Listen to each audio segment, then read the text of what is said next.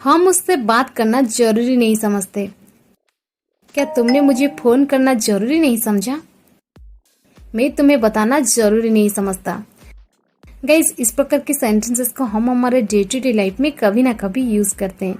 इस प्रकार के सेंटेंसेस को हम इंग्लिश में कैसे कहेंगे, इसके लिए कौन से स्ट्रक्चर की यूज करेंगे, आज के इस वीडियो में हम सीखने वाले हैं। इस प्रकार के सेंटेंसेस को इंग्लिश में कहने के लिए आपको ये स्ट्रक्चर फॉलो करनी है। स्ट्रक्चर में पहले आपको यूज कर देनी है सब्जेक्ट, इसके बाद डू, डॉज या फिर डिड। इसके बाद आपको यूज कर देनी है नॉट, नॉट के बाद कंसिडर इट नेसेसरी। इसके बाद आपको यूज कर देनी है टू के बाद वर्ब की फर्स्ट फॉर्म और लास्ट में object.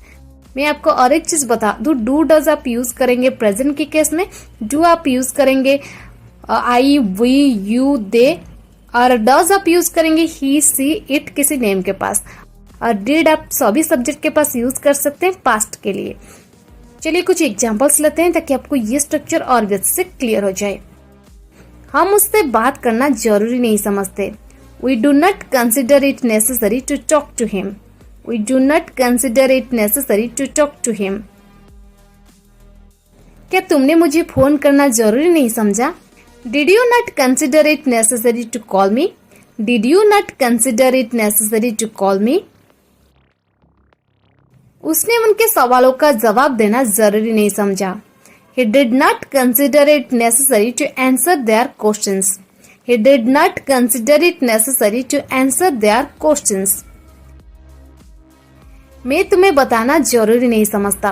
I do not consider it necessary to tell you. I do not consider it necessary to tell you. मैं उससे मिलना जरूरी नहीं समझता। I do not consider it necessary to meet him. I do not consider it necessary to meet him. मैंने वहां जाना जरूरी नहीं समझा।